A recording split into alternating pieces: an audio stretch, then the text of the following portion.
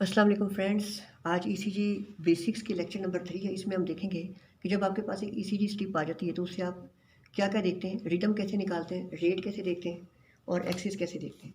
अब सबसे पहली बात आपको बताऊं कि रिदम रेट से पहले देखना इसलिए ज़रूरी, नॉर्मली हम रिदम रेट से पहले देखते हैं। उसकी वजह हम नॉर्मली क्या करते हैं कि जब रेट निकालना होता है तो क्या करते हैं कि ये आर वेव्स हैं, ये आर वेव्स हैं, ये ईसीजी ट्रेस है।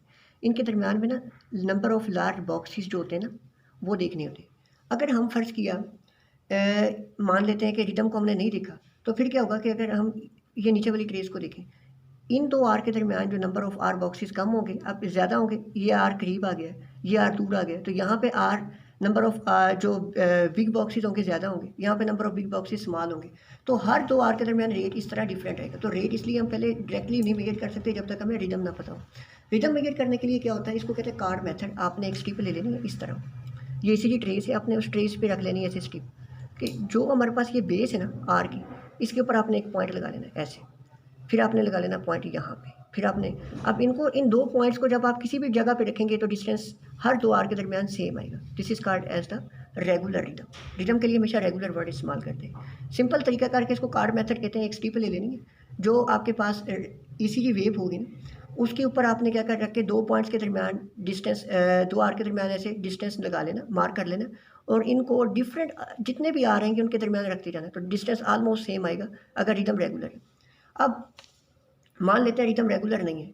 अब यहाँ पे देखें जरा, अब क्या होगा जब कार्ड मेथड से हम देखेंगे, ये देखें ये डिस्टेंस ये था, इन दो के दरमियान डिस्टेंस फिट नहीं हो रहा, इन दो के दरमियान भी फिट नहीं हो रहा, तो इसका मतलब rhythm is irregular. Card method से कर सकते हैं। ये सिंपल अपनी याद दो फिंगर रख के भी देख सकते हैं। देखेंगे ये तकरीबन डिस्टेंस सिमिलर है, यहाँ पे देखें ये, यहाँ पे ये, यहाँ पे ये डिस्टेंस ज़्यादा है, तो फिंगर मेथड या कार्ड मेथड से आप रिदम निकाल सकते हैं। तो फर्स्ट ऑफ ऑल आपने क्या करना है, रिदम आपने फाइंड आउट कर लेना होता है। लेकिन रिदम फाइंड आउट कर लिया, अब हमने क्या करना है, अब हमने रेट निकालना है।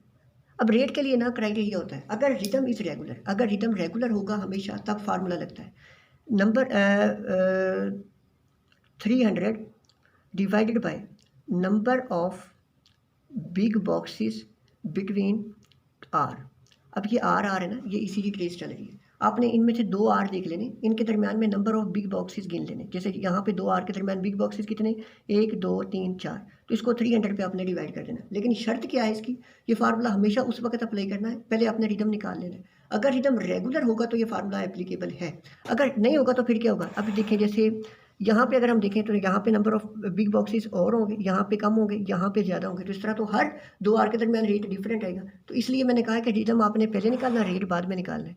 तो क्या किया, 300 स्पेस को डिवाइड कर देना। अब ये 300 यहाँ पे निकाल लेते हैं, 300 डिवाइडेड बाई कितने बॉक्सेस हैं, 1 2 3 4, तो 4 पे डिवाइड किया, rate is 75 beats per minute.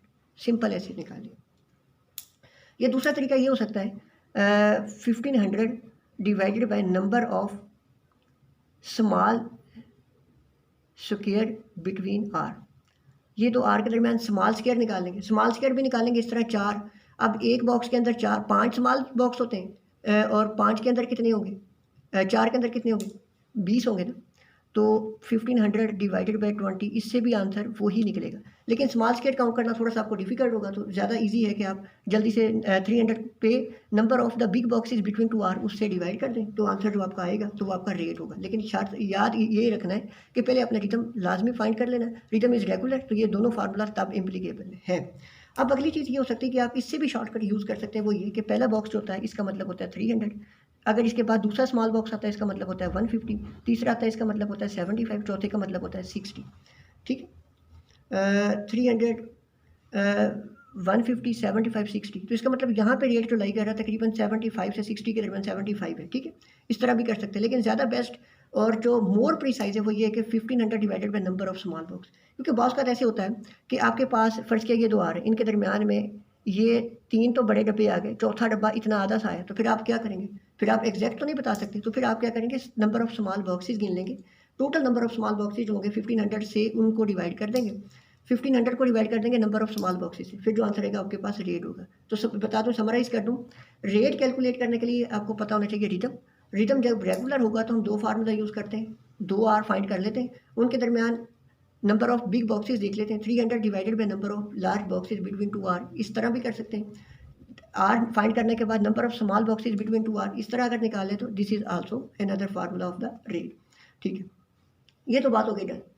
अब फ़र्ज़ किया हमारे पास ईसीजी आता है पेशेंट का इस तरह का, ये ईसीजी। अब इसमें अगर मैं ये फार्मूला लगाऊं, यहाँ पे नंबर ऑफ बिग बॉक्सेस और होंगे, यहाँ पे स्मॉल होंगे, यहाँ पे नंबर ऑफ बिग बॉक्सेस ज़्यादा, तो इसका मतलब यहाँ पे रेट कुछ हो रहा है, यहाँ पे और यहाँ पे, और ये तो बात नहीं थी। तो फिर हम क्या करेंगे, फिर हम ये करते हैं कि कोई भी ईसीजी पेपर होता है उसकी लीड नंबर जो 2 होती है ना सबसे बॉटम पे, उसको कहते हैं रिदम लीड। आपने रिदम लीड को पकड़ लेना और क्या करना है, आपने 6 सेकंड की या 3 सेकंड की एक स्टिप ले लेनी है। फ़र्ज़ किया ये एक स्टिप जो मेरे पास टोटल है ये एक 6 सेकंड की स्टिप है, इसमें नंबर ऑफ आर बॉक्स गिन लेने, कितने, 1 2 3 4 5 6, लेट्स से 6 की बजाय 10 आता है, जितना भी आता है। इसको आपने, ये 6 सेकंड की स्टिप है अगर, तो इसको मैं क्या करूँगा, 6 सेकंड की है ना, तो मैंने रेट किस में कैलकुलेट करना है, रेट मैंने कैलकुलेट हमेशा मिनट में करना होता है 60 सेकंड में, तो इसको 10 से मल्टीप्लाई कर दूंगा। तो कितने हो गए, आर कितने थे, 1 2 3 4 5 6 को 10 से मल्टीप्लाई किया, यहाँ पे रेट कितना आ गया 60। अगेन बता रहा हूँ, इरेगुलर रिदम के लिए आपने बॉटम पे जाना है, रिदम लीड उठा लेनी है। रिदम लीड में क्या करना है, रिदम लीड के ऊपर ना ऐसे ऐसे छोटे छोटे मार्क लगे होते हैं, 1 सेकंड के बाद एक छोटा सा ऐसे ब्लैक डॉट होता है, 2 सेकंड के बाद दूसरा एक ब्लैक डॉट होता है, ठीक है। तो आपने डॉट गिन लेने, फ़र्ज़ किया ये 6 सेकंड की एक स्टिप है, आपने 6 सेकंड की स्टिप ली, उस स्टिप के अंदर ना आपने आर गिन लेने कितने आते हैं, 1 2 3 4 5 6 आए ना।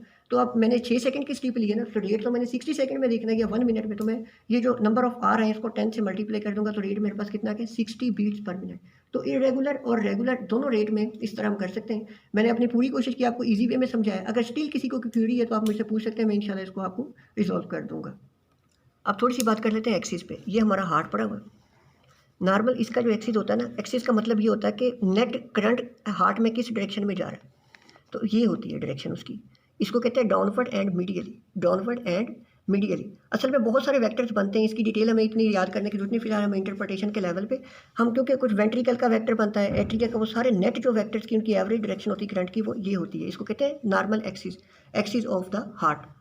अब एक्सिस को देखने के लिए आपने क्या करना होता है, आपने 2 चीज़ें देखनी होती हैं, 2 लीड्स में हमेशा एक्सिस आप देखते हैं। इसके बहुत सारे मेथड हैं, लेकिन मैं आपको ईजीएस्ट मेथड बताऊंगा जिससे आपका कभी एक्सिस डेविएशन आपको मसला नहीं करेगी, कभी भी डेविएशन होगी आपको फ़ौरन पता लग जाएगा। 2 लीड्स देखते हैं, एक लीड नंबर 1, एक लीड नंबर AVF। अब आपने याद ये रखना, 1 का मतलब होता है राइट, 1 राइट साइड को शो करती है और AVF को आप समझ लें कि ये लेफ्ट है, बस इतनी बात आपने याद रखनी है। देखिए अगर हमने करना क्या होता है, पहली बात देखते हैं कि 2 लीड लेते हैं, 1 और AVF। 1 स्टैंड्स फॉर राइट और AVF जो होता है इसका मतलब है लेफ्ट, आप ये अज्यूम कर लें। दूसरी बात आपने ये याद रखनी है कि हम इन दोनों लीड्स में QRS कम्प्लेक्स की डायरेक्शन देखते हैं कि ये लाइन से ऊपर है या नीचे, ठीक है। अगर ये QRS कम्प्लेक्स लाइन से ऊपर हो तो हम इसको कहते हैं पॉजिटिव डिफ्लेक्शन, अगर ये लाइन से नीचे हो तो उसको नेगेटिव डिफ्लेक्शन कहते हैं। अब ये 2 से 3 बातें अगर आपको याद है तो आप आराम से एक्सिस फाइंड कर सकते हैं। नॉर्मल हार्ट का एक्सिस होता है ये, तो जब हम ECG करते हैं तो 1 लीड और AVF दोनों लीड्स के अंदर हमारे पास QRS कम्प्लेक्स 1 में भी और AVF में भी पॉजिटिव होता है, तो इसको कहते हैं नॉर्मल एक्सिस। नॉर्मल एक्सिस का क्या मतलब है, 1 और AVF दोनों लीड्स में रिफ्लेक्शन क्या है, पॉजिटिव है, तो एक्सिस इज नॉर्मल। अब बात कर लेते हैं ज़रा डेविएटेड एक्सिस की, कि डेविएशन में क्या होता है। डेविएशन एक्सिस की बात कर लें तो अब होता ये है कि फ़र्ज़ किया मेरे पास लीड 1 के अंदर डिफ्लेक्शन आ गई पॉजिटिव, तो इसका मतलब 1 में तो कोई मसला ही नहीं है, राइट साइड का तो कोई मसला ही नहीं है, क्योंकि 1 का मतलब था राइट साइड। AVF में डिफ्लेक्शन आ गई नेगेटिव, ये देखें 1 के अंदर QRS कम्प्लेक्स पॉजिटिव है, AVF के अंदर नीचे नेगेटिव है। तो अब यहाँ पे मसला किस में है, AVF में। AVF का मतलब था लेफ्ट साइड, तो ये कौन सी हो गई, लेफ्ट एक्सिस डेविएशन होगी। Very easy simplest way to determine the axis, ठीक है। अब इस तरह अगला केस देख लेते हैं। फ़र्ज़ किया 1 के अंदर डिफ्लेक्शन नेगेटिव है, इसका मतलब 1 में QRS कम्प्लेक्स कैसे, ये देखिए 1 के अंदर नीचे QRS कम्प्लेक्स। AVF के अंदर डिफ्लेक्शन क्या है, QRS कम्प्लेक्स अपवर्ड है, तो इसका मतलब AVF के अंदर डिफ्लेक्शन क्या है, पॉजिटिव। अब AVF मतलब था लेफ्ट साइड, लेफ्ट साइड का तो कोई मसला ही नहीं है, मसला किसका है, डिफ्लेक्शन नेगेटिव किस में हुई है, राइट साइड में, तो राइट एक्सिस डेविएशन होगी, ठीक है। जब भी याद रखना है 1 AVF दोनों में deflection positive, axis is normal. जब कभी 1 में AVF में नेगेटिव होगी डिफ्लेक्शन तो लेफ्ट एक्सिस डेविएशन, जब कभी 1 में डिफ्लेक्शन नेगेटिव होगी तो राइट एक्सिस डेविएशन, जब दोनों में नेगेटिव हो जाएगी डिफ्लेक्शन इसको कहते हैं एक्सट्रीम एक्सिस डेविएशन। तो ये आपके बेसिक कॉन्सेप्ट थे एक्सिस के हवाले से। रेट रिदम एक्सिस कैसे डिटरमिन करते हैं वो मैंने आपको बता दिया। इसके बाद हम इंडिविजुअली अब एक एक सेगमेंट वाइज और वेव वाइज हम इसकी अब नॉर्मलिटीज़ को डिस्कस करेंगे। आखिर में आपको इसका क्विज भी मैं इसकी दूंगा, बहुत सारी ECGs के, आपको ओरिजिनल पेशेंट्स की ECGs भी दिखाऊंगा। इसके रिगार्डिंग कोई क्वेरीज हो आप मेरे पूछ सकते हैं।